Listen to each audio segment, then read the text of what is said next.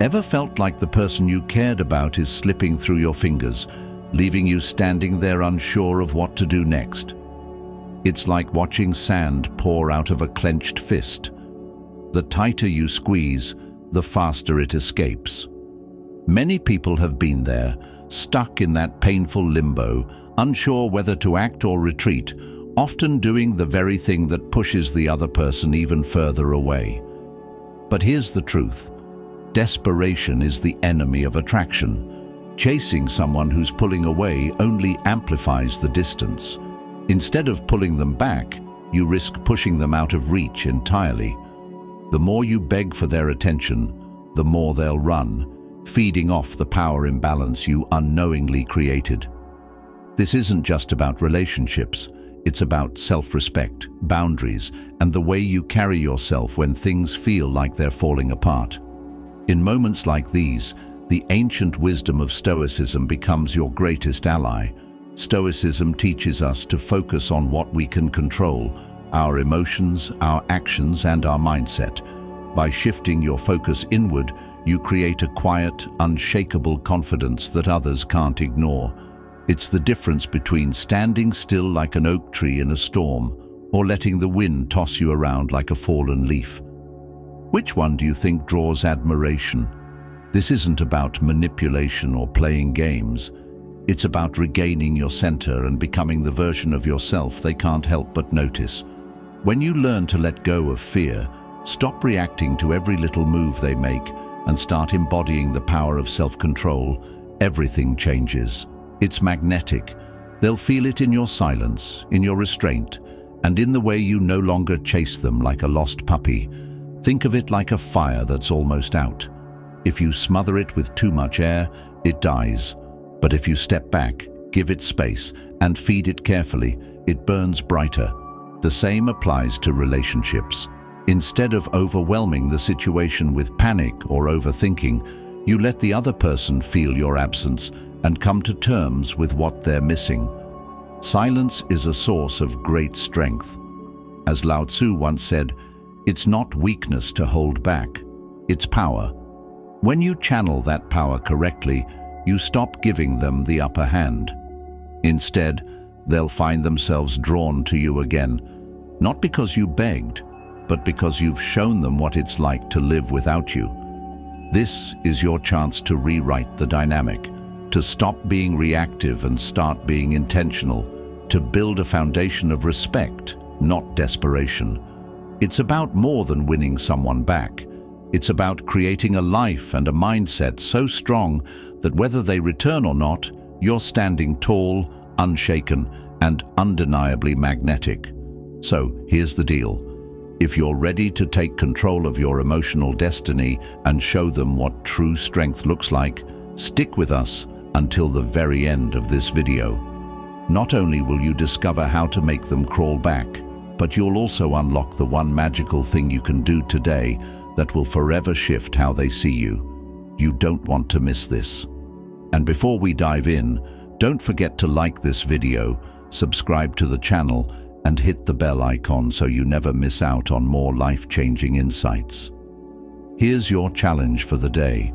Drop a comment below with the affirmation, "I am valuable." Let this be your reminder that no one determines your worth but you. Now, let's get started. Number 1. Stop chasing. Start attracting. Imagine you're holding a butterfly in your hand. If you squeeze too tightly, it will struggle and try to escape. But if you keep your hand open, it may stay, freely choosing to rest with you. Relationships work the same way. When someone begins to pull away, the instinct to chase them can feel overwhelming. But that chase often pushes them further away. It's not attraction, it's desperation. And desperation has never been magnetic.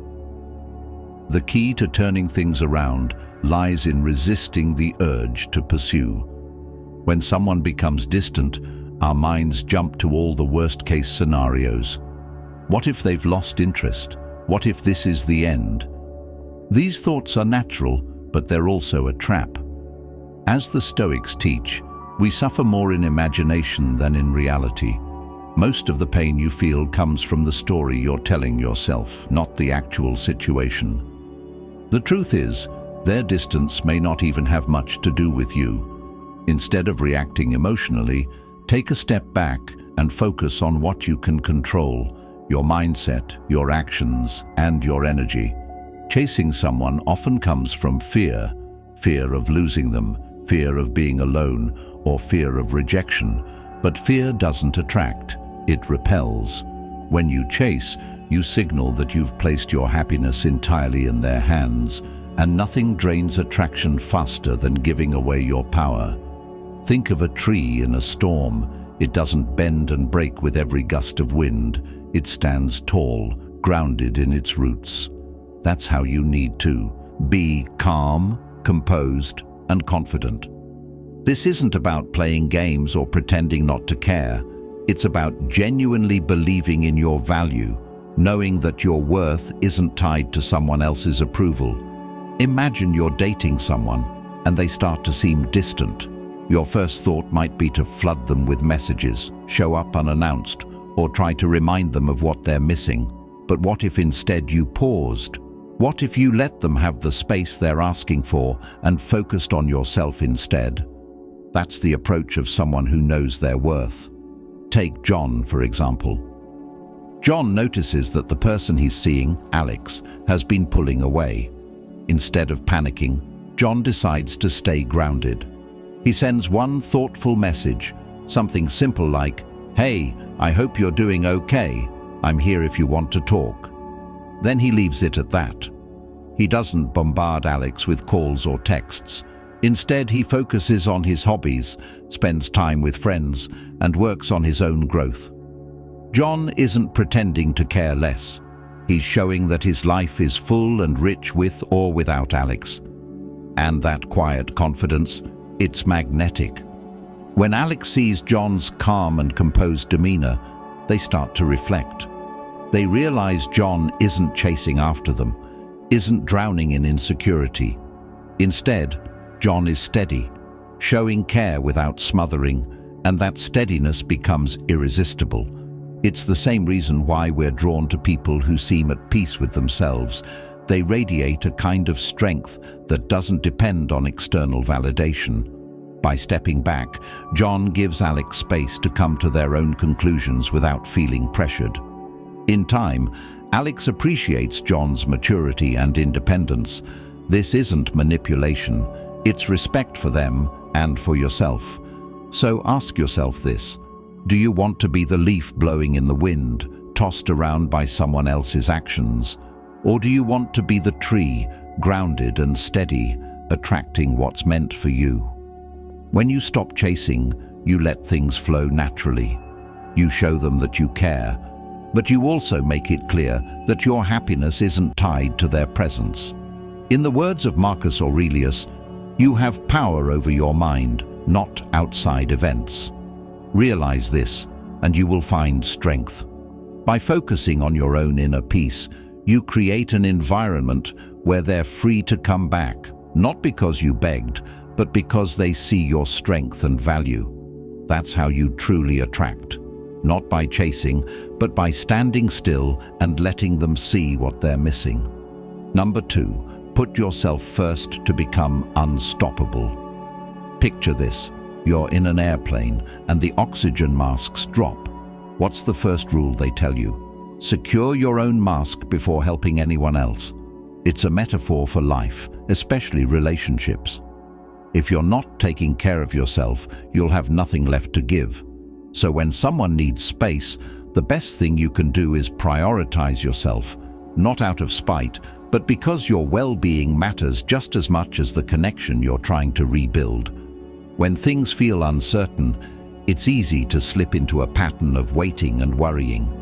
You replay conversations, overanalyze their actions, and tie your happiness to their next move.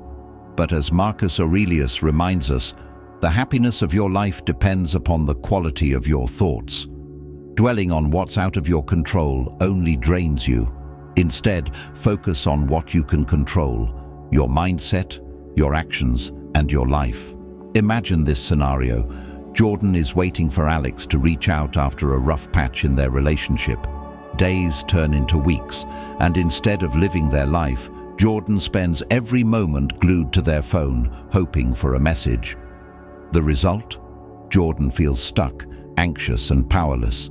But what if Jordan chose a different path? What if, instead of waiting, they use this time to build themselves up? This is where Stoic wisdom shines. As Epictetus said, "Make the best use of what is in your power and take the rest as it happens." You can't control when or if they come back, but you can control how you spend this time. Dive into your passions, reignite old hobbies, or learn something new. Whether it's picking up a guitar, starting a fitness journey, or exploring a creative outlet, pouring energy into yourself isn't just fulfilling, it's empowering. You might wonder, but isn't focusing on myself selfish? Won't they think I don't care? Not at all. Prioritizing yourself shows that you value your own happiness and growth, which is deeply attractive. It's not about ignoring them, it's about building a life so rich and fulfilling that their presence becomes a complement, not a necessity. Think of it like planting a garden. If you neglect your own soil and focus only on theirs, nothing will grow.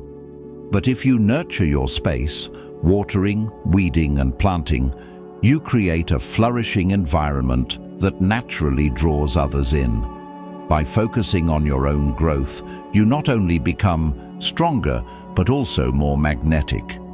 This time is also an opportunity to reconnect with friends and build your social circle.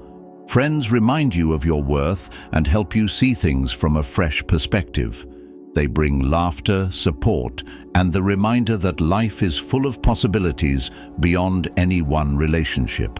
Surrounding yourself with positive energy lifts your spirits and strengthens your resilience. Self-care isn't just about hobbies or socializing, it's about nurturing your mind and body. Exercise regularly, eat well, and get enough sleep. These simple habits not only improve your physical health, but also boost your confidence and mental clarity. Consider journaling or meditating to clear your mind and reflect on your goals. Ask yourself, what do I want to achieve? What kind of person do I want to become? By focusing on yourself, you create a life that's rich with meaning and joy, whether or not they come back. And if they do, they'll find someone who is stronger, more grounded, and more complete. As Seneca said, "As is a tale, so is life. Not how long it is, but how good it is what matters." Use this time to make your life good, not just for them, but for you. In the end, putting yourself first isn't just about healing, it's about thriving. It's about showing the world and yourself that you're capable of standing tall no matter what. Whether they return or not, you'll be ready for whatever comes next, knowing you've built something unshakable within yourself. Number 3, patience speaks louder than panic. Picture this. You're standing on the shore watching the tide pull away from the beach. If you panic and try to chase it, you'll only exhaust yourself running into the ocean. But if you wait, the tide always returns. Relationships often work the same way. Sometimes the distance you feel is temporary, a natural ebb in the flow of emotions. Your job isn't to chase, it's to stay grounded, calm, and patient. When someone seems distant, it's easy for your mind to jump to conclusions. Did I do something wrong? Are they losing interest? Is this the beginning of the end?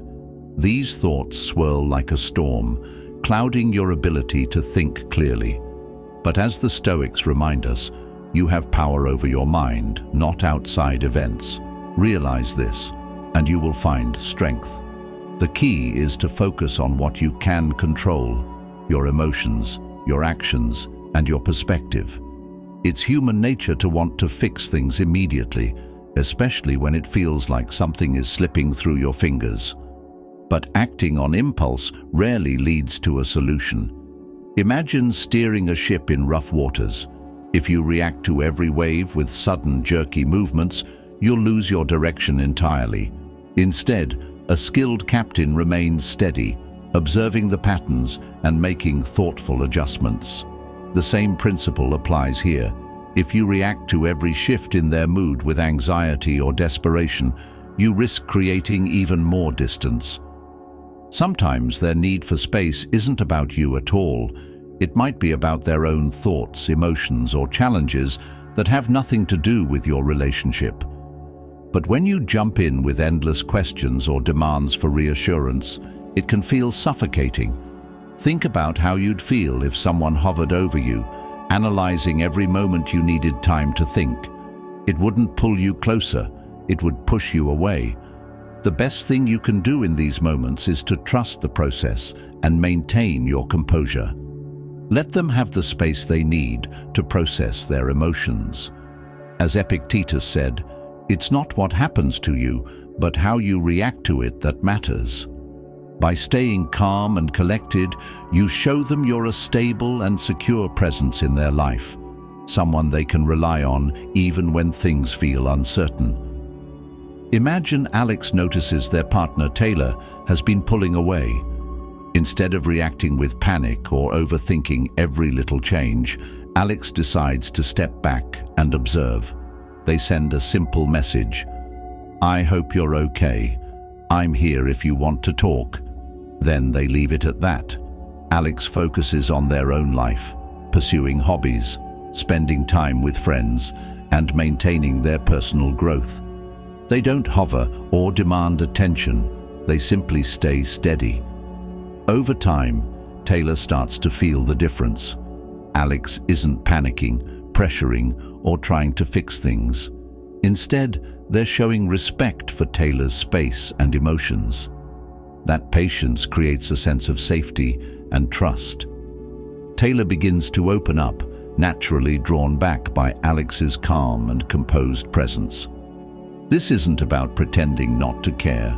It's about caring enough to give them what they need: space, patience, and trust. Sometimes the best action really is inaction. By stepping back, you allow the relationship to unfold naturally. If something is truly wrong, it will surface in time. But more often than not, the distance you feel is temporary, and your calm response can help bring things back into balance. Remember, desperation repels, but calm confidence attracts. When you remain steady, you show them that your happiness isn't dependent on their every mood. You become like the oak tree in a storm, unshaken, rooted, and undeniably strong. And that kind of presence, it's magnetic. It doesn't just draw people back, it makes them realize they never want to leave. Number 4, give space to let them see your worth. Imagine holding a small bird in your hand. If you grip too tightly, it will struggle and try to escape. But if you hold your hand open, it might choose to stay. That's how relationships work.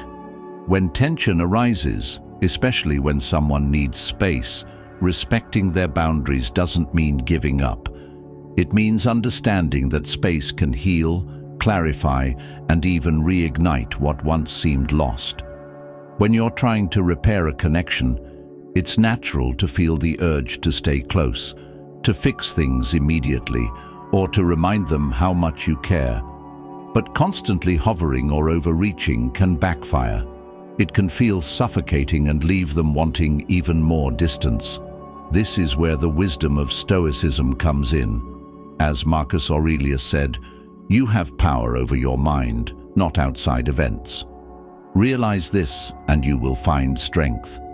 You can't control how they feel or what they choose to do, but you can control your own actions, and that's where the power lies. Think about a disagreement or misunderstanding you've had with someone.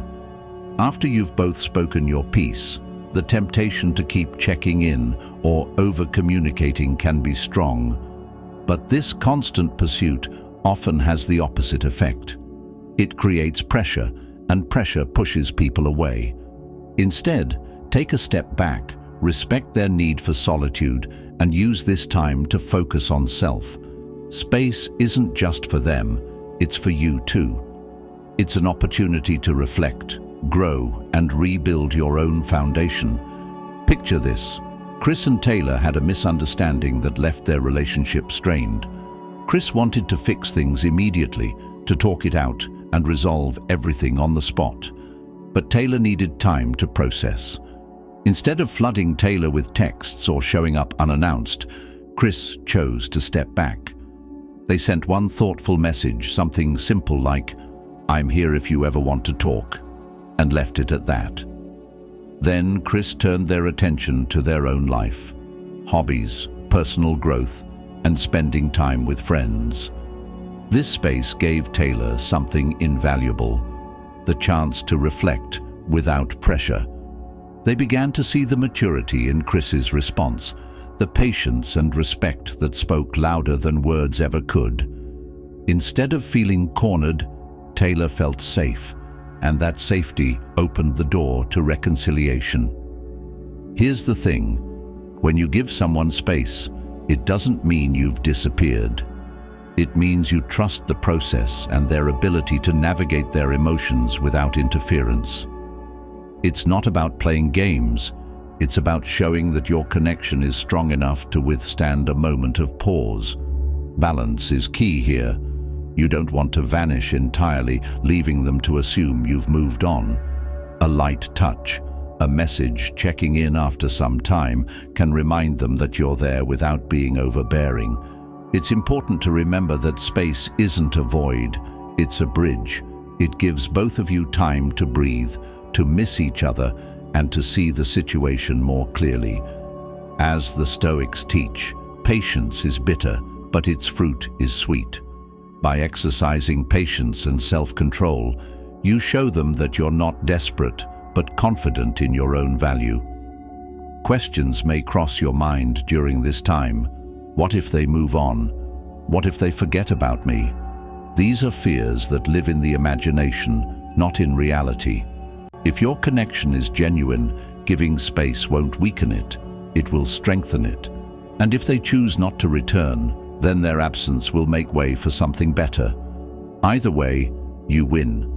Ultimately, by respecting their autonomy and giving them room to process, you demonstrate qualities that are deeply attractive: maturity, emotional intelligence, and self-respect.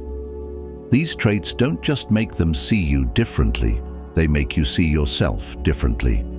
And that shift, it's the foundation of a healthier, stronger relationship, whether it's with them or with yourself. Sometimes the best way to draw someone closer is to let them come to you on their own. Number 5, look within to build what lasts. When relationships hit rough waters, it's easy to point fingers or drown in confusion. But if you pause, take a breath, and look inward, you'll find the answers you're searching for.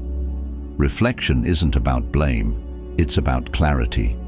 It's about understanding your role, recognizing your actions, and using that awareness to grow stronger both as an individual and as a partner.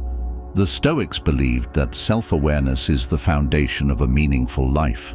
Marcus Aurelius wrote, "The soul becomes dyed with the color of its thoughts." Your actions and attitudes shape your relationships, just as your thoughts shape your inner world. So when things go wrong, the most powerful thing you can do is ask yourself, what color have I painted this connection? Imagine a scenario where someone you care about has expressed frustration.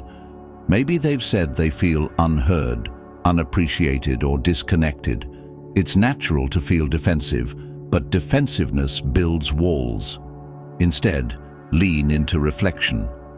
Have you been distracted by work or caught up in your own world? Have you overlooked their emotional needs, brushing off small moments that matter to them? This isn't about tearing yourself apart, it's about seeing the bigger picture. Picture a plant that hasn't been watered. If you ignore its drooping leaves, blaming the sun or the soil, the plant will wither. But if you notice the signs early and adjust how you care for it, it will thrive. Relationships are the same. They need attention, understanding, and care.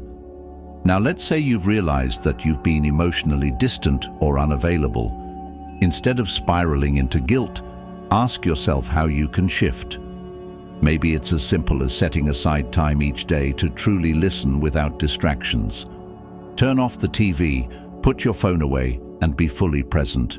This act might seem small, but in a world filled with noise, undivided attention is a rare and powerful gift. You might wonder, but what if I've already caused too much hurt? What if they don't see my effort? The answer lies in consistency. Change isn't about grand gestures, it's about small, steady actions that show you've grown. As Seneca said, every new beginning comes from some other beginning's end. Even if things feel strained now, reflection can pave the way for a new chapter. It's not about being perfect. It's about showing that you're committed to progress. For example, imagine Alex and Jordan in a strained relationship. Alex realizes they've been so focused on work that they've unintentionally ignored Jordan's needs. Instead of drowning in regret, Alex decides to take action. They apologize sincerely, not with excuses, but with genuine accountability. Then Alex begins to make small changes, like carving out time for meaningful conversations or noticing and appreciating Jordan's efforts. Over time, Jordan sees Alex's growth, not through words, but through actions. That quiet shift rebuilds the foundation of trust. Reflection also helps you see the relationship from their perspective. How would you feel if someone you cared about didn't notice your struggles or dismissed your emotions? Empathy isn't about losing yourself in their feelings. It's about understanding their experience and finding a way forward that respects both of you. The beauty of reflection is that it doesn't just transform relationships, it transforms you. By examining your actions with honesty and a commitment to growth, you align yourself with the Stoic principle of continuous improvement. It's not about perfection, it's about progress. Every small step you take toward understanding and self-awareness strengthens your character, making you more empathetic and resilient. In the end, reflection isn't about reliving the past, it's about shaping the future.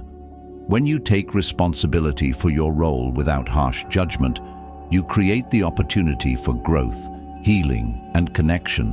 Whether or not the relationship flourishes, you'll walk away stronger, wiser, and more attuned to what it takes to build something that lasts.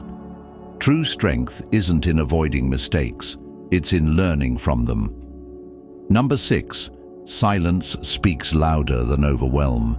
Imagine standing in a quiet room. The silence is calm and soothing until someone starts shouting, filling the space with chaos. Relationships can feel the same. When someone pulls back, bombarding them with texts and calls is like shouting in that quiet room. Instead of creating connection, it creates noise, and noise never draws people closer, it pushes them away. The instinct to flood someone with messages when they're distant often comes from fear, fear of losing them, fear of being forgotten, fear of the unknown. But as the Stoics remind us, we suffer more in imagination than in reality. What you fear is often worse than what's happening. Your panic doesn't solve the problem, it amplifies it. Instead of trying to close the gap with constant communication, step back and let the silence do the work. Think of this like navigating a stormy sea. If you panic, grabbing at the wheel and flailing at every wave, you'll only exhaust yourself and might even sink the ship. The wiser choice is to steady your hand and steer with purpose. The same applies to relationships. When they've stopped responding, the worst thing you can do is react with desperation, sending message after message or calling repeatedly to fix things. This behavior doesn't bring clarity, it creates more distance. Now imagine this scenario. Alex notices their partner Jordan hasn't been responding to texts like they used to. Instead of firing off a dozen messages or asking repeatedly what went wrong, Alex takes a different approach. They pause, gather their thoughts, and send a single meaningful message. I'm here if you need to talk. Take the time you need. Then Alex puts the phone down and focuses on their own life, spending time with friends, pursuing hobbies, and maintaining their mental clarity. This choice communicates something powerful: patience, respect, and confidence. Alex isn't chasing. They aren't demanding attention or validation. They're showing that their connection isn't built on panic, but on trust and understanding. And that kind of restraint? It's magnetic. You might wonder, but what if they're slipping away for good? Shouldn't I fight for them? The answer lies in how you define fighting. Real strength isn't in overwhelming someone with your presence. It's in showing that you're secure enough to give them space. As Epictetus said, it's not what happens to you, but how you react to it that matters. Bombarding them with messages only shows insecurity, but stepping back and maintaining your composure demonstrates a rare kind of confidence. It's also important to guard yourself during this time. Avoid the trap of stalking their social media, obsessing over every like or comment. This behavior doesn't bring answers, it brings anxiety. The Stoics teach us to focus on what we can control, and their social media activity isn't one of those things. What you can control is your reaction. Instead of scrolling endlessly, channel that energy into something productive. Exercise, a creative hobby, or meaningful time with friends and family. By doing this, you're not just respecting their space, you're building yourself up. You're showing that your peace of mind doesn't depend on someone else's immediate responses, and that kind of emotional stability is deeply attractive. It creates a foundation of respect, not desperation. This approach also leaves the door open for them to return when they're ready. By not pressuring them, you allow the relationship to breathe. It's like tending to a fire. If you smother it with too much attention, it dies. But if you step back, give it air, and tend to it carefully, it can burn brighter than before. In the end, your restraint says more than 100 texts ever could. It says, I respect you.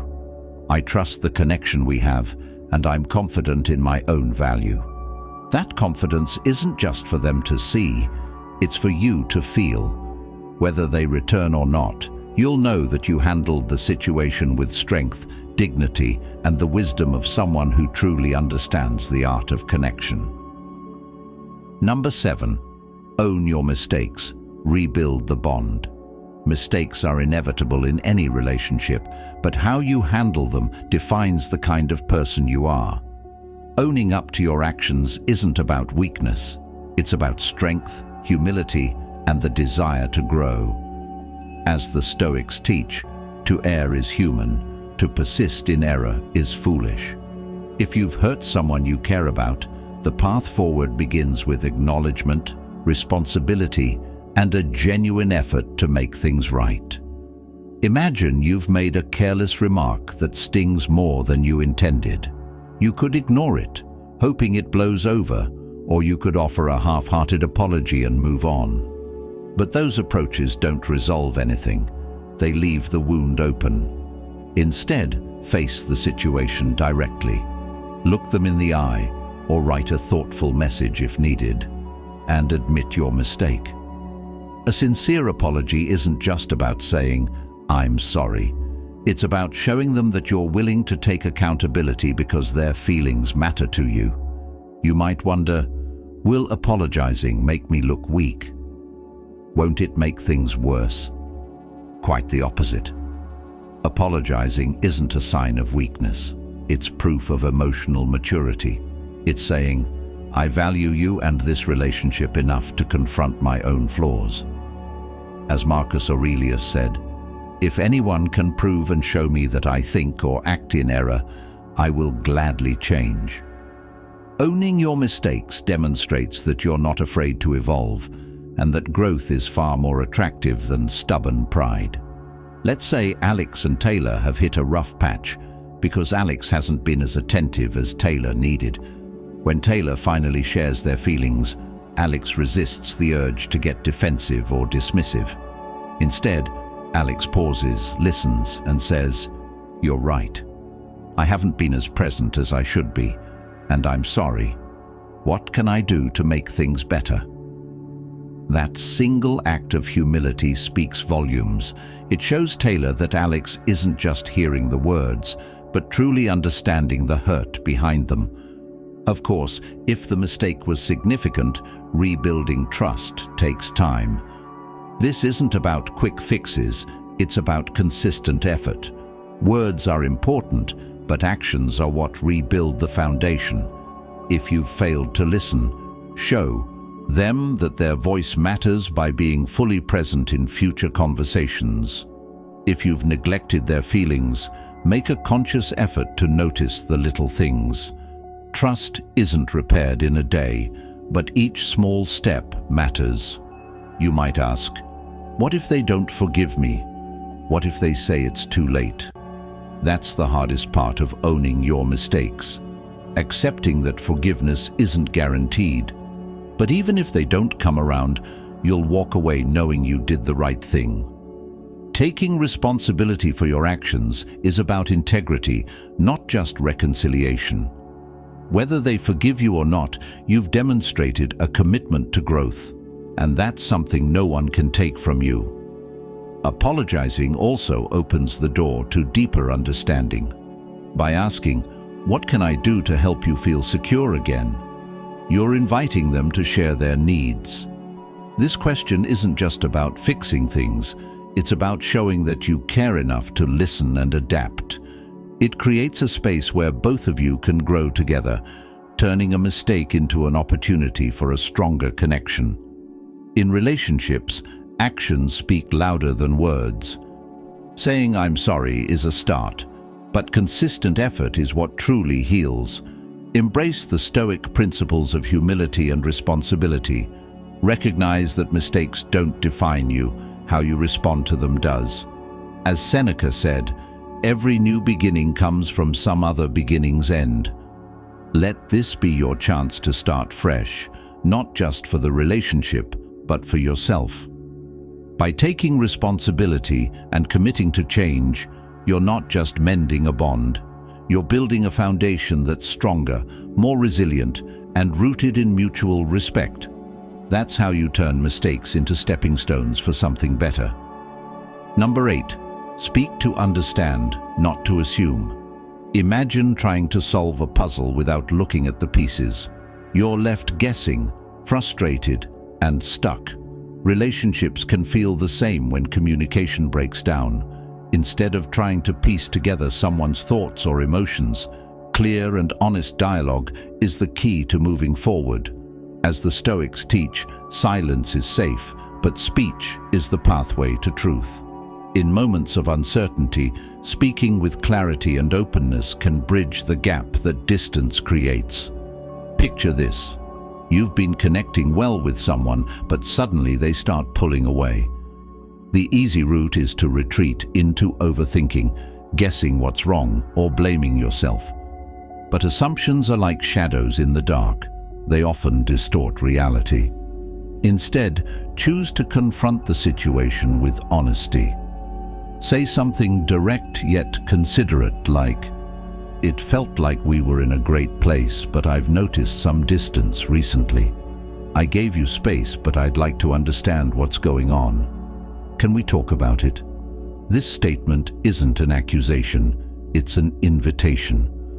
Clear communication like this does more than address the immediate concern. It shows that you're present, observant, and willing to face challenges together. It tells them, "I see you, and I care enough to want clarity, not games."